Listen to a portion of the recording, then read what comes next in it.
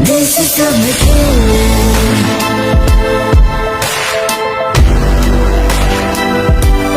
This is the beginning.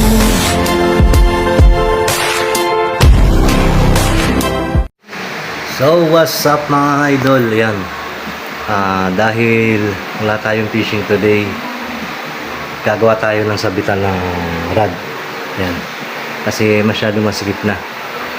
So ayan. Meron tayo ditong isa pa. So lalagay tayo dito ng isa pa. Yan.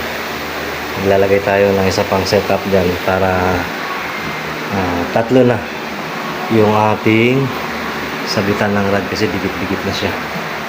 So pagbubukod-bukurin na natin. So yung nandun guys, intended for telescopic rods. Ang kamukha ng mga telescopic. Doon natin lalagay pag ihiwala-hiwalay natin. Doon yung mga telescopic. So bago natin gagawin. Siyempre, dito yung ating mga two-piece. Alright. Stay tuned lang. Maya-maya ulit. So yun nga, ununa natin na pumunta tayo dito sa isang bilihan. Hanap tayo nung kasukat. Yan, ito, nasa baba.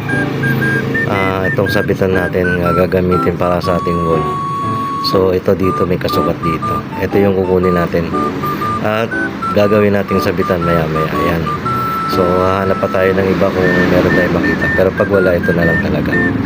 Okay, nasa 100 plus po ang presyo niyan. Okay? Alright. So ito yung gagamitin natin guys, no? So ibabarena natin yan. Ito yung ating gagamitin. So isang buo talaga yan siya guys. Yan, isang buo yan. Hinati lang natin. Yan, hinati natin. So ganito yung kalalabasan niya. Yan. Nakita niya ito. Ayan yung mga pinagputulan. Ibabaluktot lang natin siya ng ganyan. Para yan ay sabitan niya. Yan, hanggang dun. Ito. Literal na pangsipit. So, ayan. So, dito sa kabila naman, sa mga bat area, gagamit tayo ng ganito. Binibili din to. Yan. Mura lang to. 30 plus lang. 10 piraso ata. Mga ganyan.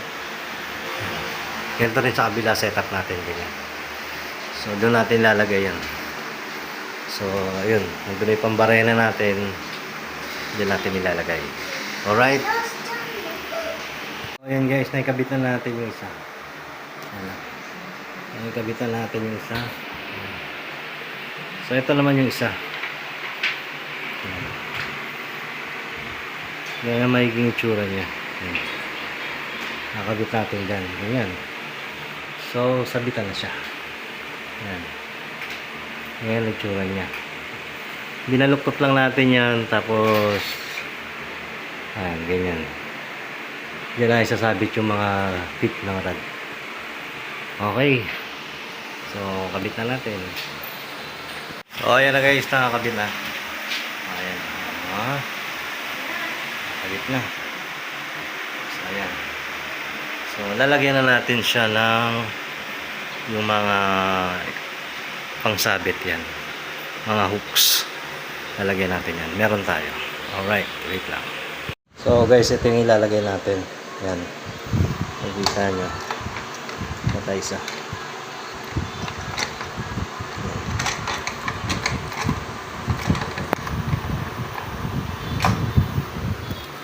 So, halimbawa ito, ganyan.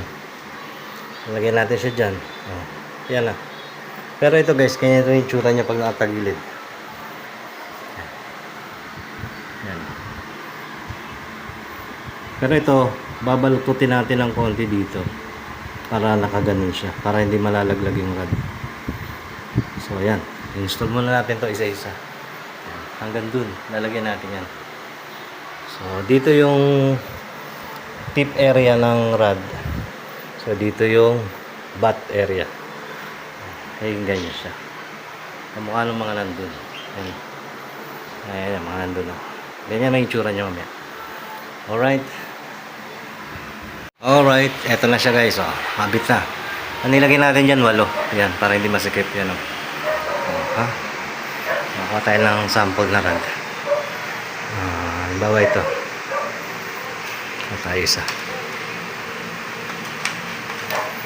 So yan. So ayan guys, oh.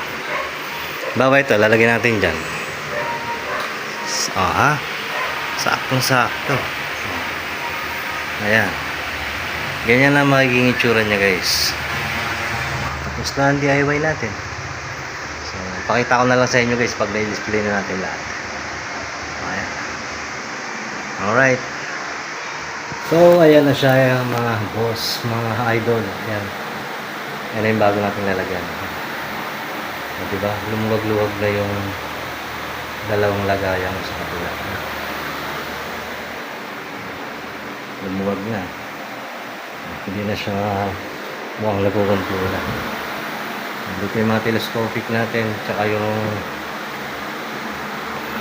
may plotter natin na dalawa panilapia natin. Hindi na natin nilagay. So, mga telescopic yan guys. Jarvis, Manek, mga Guto, Shimano. So, hindi yung diamond natin na isa. So, kasya na. So ayan guys, andun na yung iba natin. Ito yung mga pandagat natin yung nasa gitna. Ito yung mga madalas natin na pandagat. Andun pa yung panjiging natin sa pinakataas. Nasagi ko nga pala kanina yun. Ayusin ko pa yan kay sabi niya. Ayan. Andun yung mga pangulang natin. Mga UL, pangulang. Ayan, nandyan lahat yan. Mga pangulang UL. Ayan. So ito pandagat. Tapos ito yung mga telescopic natin yun. Kasi ito yung pinakamalupit natin. Yung ating pantakas rod na isang dangkal. Isang dangkal lang yan pag tinupi yan. Hanggang dito lang haba niyan. Yun. Pag tinupi mo lahat yan, may clean yan. Kaya na siya guys.